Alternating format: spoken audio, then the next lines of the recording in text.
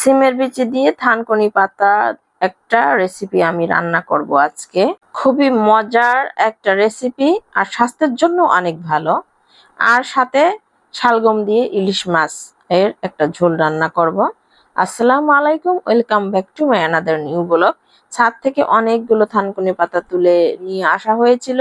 এগুলো ফ্রিজে কিছু অর্ধেকটা রেখে দিয়েছিলাম আর অর্ধেকটা হচ্ছে সিমের বিচি দিয়ে থানকুনি পাতা আমি একটা শাক যেভাবে রান্না করে সেম ওভাবেই রান্না করব। আর থানকুনি পাতা তো কয়েক রকমের খাওয়া যায়, সেজন্য আমি শুকনো কিছু সিমের বিচি ভাজি করে নিয়েছি। তারপরে এভাবে খোসা ছাড়িয়ে নিচ্ছি আর খোসা ছাড়ানোর পরে সুন্দর করে ধুয়ে খোসাগুলো পরিষ্কার করে আমি রান্না করব। মেয়েরা সংসার করতে এসে সব কিছু শিখে যায়। সকাল সকাল ঘুম থেকে উঠতে শিখে যায়, রুটি গোল করাটা শিখে যায়, কিন্তু হাসতে ভুলে যায়। সংসার করতে এসে রান্না করতে শিখে যায়, কিন্তু চুল বাঁধতে ভুলে যায়।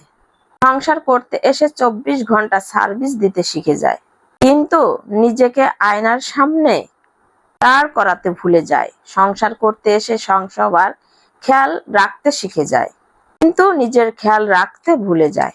হ্যাঁ, এটাই মেয়েদের জীবন। কেন বললাম, একটা সময় কিছুই পারতাম না। রান্না কিভাবে করতে হয়, আর কিভাবে মাছ কাটতে হয়, কিভাবে রান্না করার জন্য প্রস্তুতি নিতে হয়, একদমই কিছু বুঝতাম না। সংসার করতে এসে সব কিছু শিখে গিয়েছি। শুধু ভুলে গিয়েছি নিজের যত্ন নেওয়া, ভুলে গিয়েছি নিজেকে আয়নার সামনে নিয়ে আসা, নিজেকে পরিপাটি করে রাখা। সংসারের ব্যস্ততা, ছেলে মেয়েদের সবাইকে নিয়ে ব্যস্ত থাকার জন্য সবকিছু ভুলে যেতে হয় প্রতিটি মেয়ের। তারপরও অনেক মেয়েরই শুনতে হয় সারাদিন সংসারে কি কাজ করো। যাই হোক, কথা বলতে বলতে আমি অফ ক্যামেরায় শালগম পুরো রান্নাটা করে নিয়েছি। ইলিশ মাছ দিয়ে মজার একটা ঝোল রান্না করেছি, আর সাথে একটু আলুও অ্যাড করেছিলাম। আর এদিকে প্রেসার কুকারে আমি সিমের বিচি আর সামান্য মসুরির ডাল একটু সিদ্ধ করে হলুদ লবণ দিয়ে প্রেসার কুকারে সিদ্ধ করে নিয়েছি, কারণ সিমের বিচিগুলো একটু শুকনো ছিল, একটু সময় লাগবে।